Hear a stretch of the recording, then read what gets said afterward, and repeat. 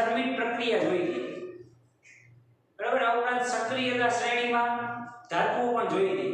હવે આપણે next question, ધાતુઓના શુદ્ધિકરણ માટેની વિદ્યુત વિભાજનીય પદ્ધતિ. આ તમે જાણો છો કે જે ધાતુ જમીનમાંથી મળતી હોય એ પૂરેપૂરી શુદ્ધ નથી હોતી, એમાં કઈ અંશે કંઈક ને કંઈક અશુદ્ધિ જમા હોય, જેમ કે માટી, રેતી, બીજા અન્ય ખનિજ ક્ષાર, આ બધે મિશ્ર હોય. તો આને કાઢવા માટે કઈ એવી પદ્ધતિ છે કે જે બહુ સારી એવી યુઝ થાય છે, બહોળા પ્રમાણમાં એનો ઉપયોગ થાય છે, અને એનાથી આપણને આપણી ધાતુઓ કેવી મળી જાય છે? શુદ્ધ મળી જાય છે. તો એના માટેનો ક્વેશ્ચન છે કે ધાતુઓના શુદ્ધિકરણ માટેની વિદ્યુત વિભાજનીય શુદ્ધિકરણ પદ્ધતિ. તો ફર્સ્ટ ઓફ ઓલ આપણે જોઈએ કે કાચી ધાતુમાંથી મળેલી ધાતુ અશુદ્ધ હોય છે. જો આપણે મેં કીધું કે જે કાચી ધાતુમાંથી તમને ધાતુ મળે કેવી હોય? અશુદ્ધ હોય છે, એ પૂરેપૂરી શુદ્ધ હોતી નથી. તો તમારું કામ શું હોય? શુદ્ધ કરવી જરૂરી બને છે. જે અશુદ્ધ ધાતુ મળી આપણને એને આપણે શું કરવી પડે?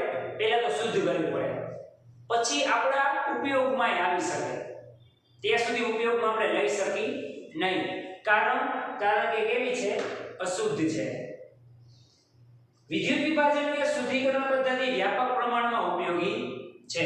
જો આ પદ્ધતિ રહીને એ ખૂબ જ ઉપયોગી ધાતુના શુદ્ધિકરણ માટે. બરાબર. આ તમને એક માર્કમાં પણ પૂછાઈ શકે કે કઈ પદ્ધતિ છે એ ધાતુના શુદ્ધિકરણ માટે બહોળા પ્રમાણમાં ઉપયોગી છે અથવા વ્યાપક પ્રમાણમાં ઉપયોગી છે. તો એમાં કઈ આવે? વિદ્યુત વિભાજનીય શુદ્ધિકરણ પદ્ધતિ.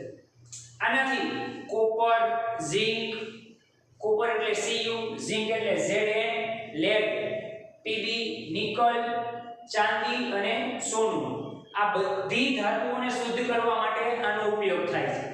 કઈ? કોપર, ઝિંક, લેડ, નિકલ, સોનું અને ચાંદી. આવી ધાતુઓને તમે આ પદ્ધતિની મદદથી શુદ્ધ કરી શકો છો. હવે એમાં કરવાનું શું હોય? એની પ્રોસેસ શું? તેમાં આપેલી છે. આ બધી ધાતુ હોય ને એને શુદ્ધ કરવા માટે એક અશુદ્ધ ધાતુનો સળિયો લેવાનો, એને શું નામ આપ્યું? એનોડ. અને બીજો શુદ્ધ ધાતુનો સળિયો લેવાનો, એને શું નામ આપ્યું? કેથોડ. જે હમણાં આપણે આકૃતિમાં જોશું. શું લેવાના? બે સળિયા, એક અશુદ્ધ ધાતુનો, એને નામ શું આપ્યું આપણે? એનોડ. બીજો સળિયો કેનો લેવાનો? શુદ્ધ ધાતુનો, એને આપણે નામ શું આપ્યું? કેથોડ. હવે તો કે ધાતુ ક્ષારના દ્રાવણનો વિદ્યુત વિભાજન તરીકે ઉપયોગ કરવાનો. આ બે આપણે જે એનોડ કેથોડના સળિયા લીધા છે, બરોબર, એમાં આપણે દ્રાવણ એ આપવું જોશે ને. ઈ કોણ હોય? જે તે ધાતુ હોય એના ક્ષાર, એમાં એનો ઉપયોગ કરવાનો. હવે એમાં કરવાનું શું? તો કે આ એક પાત્ર છે. તમે જોવાની રચના સાવ સિમ્પલ. જો આ પ્રશ્નમાં સ્ટુડન્ટ્સ તમને કદાચ આકૃતિ દોરતા આવડતી હશે ને, તો ઈ આકૃતિ ઉપરથી તમે આનું લખાણ આરામથી લખી શકશો. જેમ કે જો અહીંયા છે, આ એક પાત્ર છે. હવે એમાં કેથોડ અને એનોડ બે સળિયા છે, ધાતુ ક્ષારનું દ્રાવણ છે, બરાબર. આ અશુદ્ધ, આ શુદ્ધ. આપણે જેમ અહીંયા વાત થઈ રહી અશુદ્ધ ધાતુનો સળિયો, શુદ્ધ ધાતુનો સળિયો, બરાબર. આ બે પ્રકાર લીધા. આ અશુદ્ધ છે, આ શુદ્ધ છે. અશુદ્ધ ધાતુનો સળિયો એનોડ તરીકે, શુદ્ધ ધાતુનો સળિયો કેથોડ તરીકે. એવી રીતે હવે શું કરવાનું? તો કે આમાં જે અહીંયા આ જે પથ છે વિદ્યુત પ્રવાહ, એમાં ઇલેક્ટ્રિક કરંટ એટલે કે વિદ્યુત પ્રવાહ પસાર કરવાનો. વિદ્યુત પ્રવાહ જેવો પસાર થશે એટલે શું થશે? આની અંદર પ્રક્રિયા ચાલુ થઈ જશે.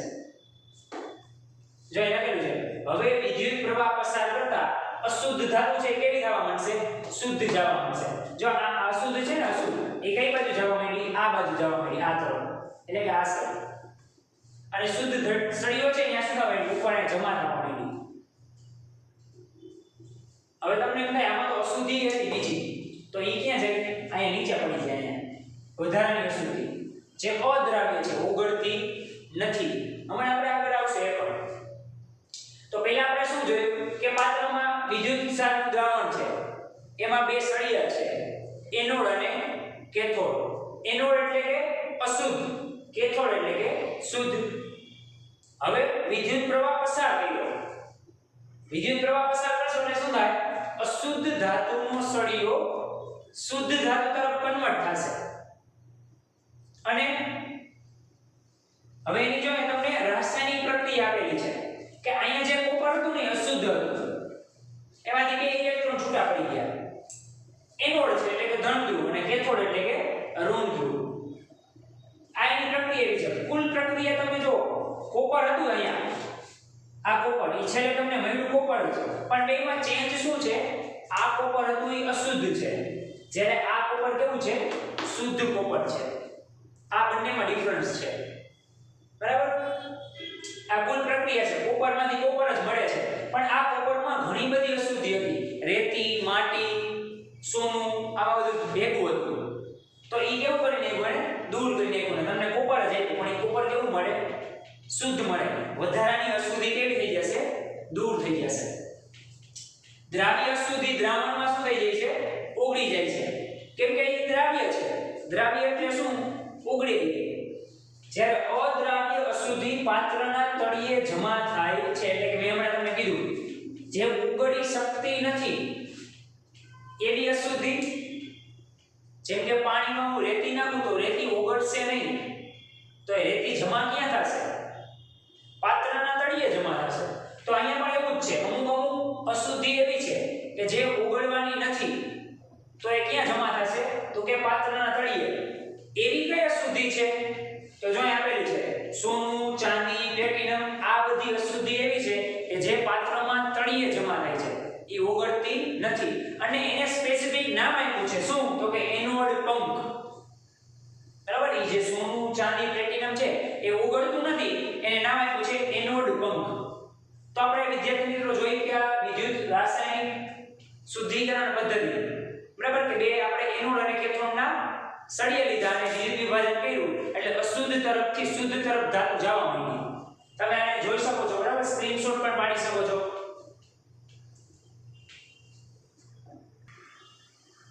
હવે વિદ્યાર્થી મિત્રો આપણે વિદ્યુત વિભાજનીય શુદ્ધિકરણ પદ્ધતિ જોઈ. ત્યારબાદ ક્વેશ્ચન છે કે કુદરતમાં મુક્ત અવસ્થામાં મળતી બે ધાતુના નામ આપો. આ મુક્ત અવસ્થામાં એટલે કેવી? કે એની આરે બીજી એકેય પ્રકારની અશુદ્ધિ હોતી નથી. જેમ આપણે અત્યારે આગલા ક્વેશ્ચનમાં જોયું કે અશુદ્ધિ આપણે બહાર કાઢવી પડે, પછી એમાં નીચે એનોડ પંખ જમા થાય, બે સળિયા મૂકવાના, એનાથી આપણે દૂર કરતા હોય અશુદ્ધિ. પણ અહીંયા તો આપણે એવું ક્વેશ્ચન છે કઈ બે ધાતુ એવી છે કે જે કુદરતમાં મુક્ત અવસ્થામાં મળે છે? તો એમાં જવાબમાં આવશે સોનું અને પ્લેટિનમ. યાદ રાખજો વિદ્યાર્થી મિત્રો, આ સોનું અને પ્લેટિનમ એવી છે કે એ કુદરતમાં તમને મુક્ત અવસ્થામાં જોવા મળે છે. આ તમને એક માર્કમાં પણ બે નામ પૂછાઈ શકે. મોસ્ટ ટાઈમલી ક્વેશ્ચન, કોઈ પણ રીતે પૂછી શકે. ખાલી જગ્યા અને ખાલી જગ્યા કુદરતમાં મુક્ત અવસ્થામાં મળે છે, તેમાં શું આવશે? સોનું અને પ્લેટિનમ. હવે આપણે આગળ જોઈએ, ધાતુને તેના ઓક્સાઇડમાંથી મેળવવા માટે કઈ રાસાયણિક પ્રક્રિયા વપરાય છે? ઓક્સાઇડમાંથી. જો અહીંયા શું છે, મારી પાસે ઓક્સાઇડ તો છે, ઈ ઓક્સાઇડમાંથી મારે ખાલી ધાતુ જોતી છે મારી. અહીંયા એમ જ છે, ઓક્સાઇડ તો છે, મારી ધાતુ જોતી છે. ધાતુના ઓક્સાઇડ કઈ રીતે બન્યા હોય? ધાતુ પ્લસ ઓક્સિજન, ધાતુના ઓક્સાઇડ, ધાતુ પ્લસ સલ્ફર, ધાતુના સલ્ફાઇડ. આવી રીતના ઓક્સાઇડ બન્યા હશે. હવે ઈ ઓક્સાઇડ તો છે જ મારી પાસે, પણ મારી ઓક્સાઇડને કાઢી નાખવા છે. મારે ખાલી ઓન્લી મારી ધાતુ જોઈએ છે, તો શું કરવું? આવી ધાતુ મારી પાસે તમે જોયું અલગ અલગ ત્રણ પ્રકાર હતા: ઊંચી સક્રિયતા વાળી, મધ્યમ સક્રિયતા વાળી, નીચી સક્રિયતા વાળી. તો બધાયમાં કેવા છે? ઓક્સાઇડ દૂર કરવાની પદ્ધતિ પણ કેવી હશે? બધાયમાં અલગ અલગ. તો આપણે જોઈએ સૌપ્રથમ નીચી સક્રિયતા વાળી ધાતુના ઓક્સાઇડને ગરમ કરો ને એટલે ધાતુ છૂટી પડી જાય. કાંઈ નહીં કરવાનું, આ તમારા જે ધાતુના ઓક્સાઇડ છે એને સિમ્પલી ગરમ કરવાની. જેવી તમે ગરમ કરશો એટલે શું થાય? ઓક્સિજન છૂટો પડી જાય, તમારી ધાતુ મળી જાય. જેમ કે અહીંયા મર્ક્યુરી, પારો, એનું ઉદાહરણ આપેલું છે. એને ગરમ કરી તો પારો એમને રહ્યો અને ઓક્સિજન શું થયું? છૂટો પડી ગયો. ખાલી શું કરવાનું? ગરમ કરવાનું. કેને? પણ જેની સક્રિયતા નીચી છે. આપણે આગલા ક્વેશ્ચનમાં પણ જોયું, ઊંચી સક્રિયતા, મધ્યમ સક્રિયતા, નીચી સક્રિયતા. એમાં પારો નીચી સક્રિયતા વાળામાં આવતો. તો એમાં જેટલી કોઈ પણ ધાતુ હોય, આ એક એક્ઝામ્પલ આપેલું છે, એમાં જેટલી 4 થી 5 ધાતુ આવતી હોય બધાયમાં આ જ પ્રોસેસ લાગુ પડે. શું? તો કે સિમ્પલ, એને ગરમ કરશો એટલે એના ઓક્સાઇડ આપમેળે દૂર થઈ જશે. હવે તો કે આગળ આપણે જોઈએ મધ્યમ સક્રિયતા. તો મધ્યમ સક્રિયતા ધરાવતી ધાતુના ઓક્સાઇડનું કાર્બન વડે રિડક્શન કરવાનું. કાર્બન એટલે કે કોલસો. એના ઓક્સાઇડ હોય તમે એમાં કાર્બન નાખો, એની કોલસા સાથે પ્રક્રિયા કરાવો એટલે આ કોલસો છે ને, આ કોલસો એ ઓક્સિજનને લઈને છૂટો પડી જશે, કાર્બન મોનોક્સાઇડ બની જશે અને તમારી ધાતુ તમને પ્યોર ફોર્મમાં મળી જશે. એનું એક એક્ઝામ્પલ અહીં આપેલું છે, ઝિંક ઓક્સાઇડ હતા, એની મેં કાર્બન સાથે પ્રક્રિયા કરેલી તો આ ઓક્સિજન કાર્બન આને શું થાય જોડાઈને કાર્બન મોનોક્સાઇડ બનાવશે અને ઝિંક હતું એમને અહીંયા પાછું મળશે, જે શુદ્ધ થઈ ગઈ ધાતુ. ઓક્સાઇડમાંથી ખાલી ધાતુ થઈ ગઈ. ઓક્સાઇડ કેવા થઈ ગયા? રિમૂવ થઈ ગયા. આ વાત હતી મધ્યમ સક્રિયતાની. હવે ઊંચી સક્રિયતા, એમાં શું કરવું? તો કે ઊંચી સક્રિયતા ધરાવતી ધાતુના ઓક્સાઇડનું પીગળિત દ્રાવણનું વિદ્યુત વિભાજનીય રિડક્શનથી તમારી ધાતુ શુદ્ધ મળે છે. એટલે આનો મતલબ શું થયો? તો કે એમાં બીજું કંઈ નહીં, જે કોઈ પણનું આપણે ઓક્સાઇડમાંથી ધાતુમાં શુદ્ધિકરણ કરવું હોય ને એનું દ્રાવણ લેવાનું. આ જો તમને એક એક્ઝામ્પલ સમજીએ, એક્ઝામ્પલથી આવડી જાય. સોડિયમ ક્લોરાઇડનું દ્રાવણ છે તો એમાં શું થાય? સોડિયમ ક્લોરાઇડના પીગળિત દ્રાવણનું વિદ્યુત વિભાજનીય રિડક્શન. હવે ઈ કયું? તો કે આપણે આગલો ક્વેશ્ચન જોયો એનોડ કેથોડ વાળો વિદ્યુત વિભાજનીય રિડક્શન ઈ કરવાનું. કેમ, શું કામ એવું કરવું પડે? કારણ કે એની સક્રિયતા ઊંચી છે. ઊંચી સક્રિયતા વાળી ધાતુને તમે આની નીચેની જેમ ખાલી ગરમ કરી નાખશો અને તમારી ધાતુ મળે તો એવું બનશે નહીં, કારણ સક્રિયતા ઊંચી હોવાના કારણે. તો એમાં શું કરવાનું? વિદ્યુત વિભાજનીય દ્રાવણ લેવાનું, જે આપણે આગલો ક્વેશ્ચન જોયો એનોડ કેથોડ વાળો. એનું એક્ઝામ્પલ છે સોડિયમ ક્લોરાઇડનું તમે દ્રાવણ લ્યો અને એમાં વિદ્યુત પ્રવાહ પસાર કરો તો છેલ્લે તમને કેથોડ ઉપર તમારો સોડિયમ જમા થઈ જાય. જે આપણે જોતો છે સોડિયમ ધાતુ છે ને, સોડિયમ ઈ જ આપણે જોતી છે, બરાબર? એટલે આવી રીતના એમાં સોડિયમ ધાતુ જમા થાય છે. એમાં નીચી સક્રિયતા અને મધ્યમ સક્રિયતા, આ બે કરતા ઊંચી સક્રિયતા વાળી ધાતુમાં પ્રક્રિયા અલગ હોય છે. તો આવી રીતના ત્રણ પદ્ધતિથી ધાતુના ઓક્સાઇડમાંથી ધાતુ મેળવી શકાય છે. ધાતુના ઓક્સાઇડમાંથી ધાતુ મેળવી શકાય છે. તમે સ્ક્રીનશોટ પણ લઈ શકો છો.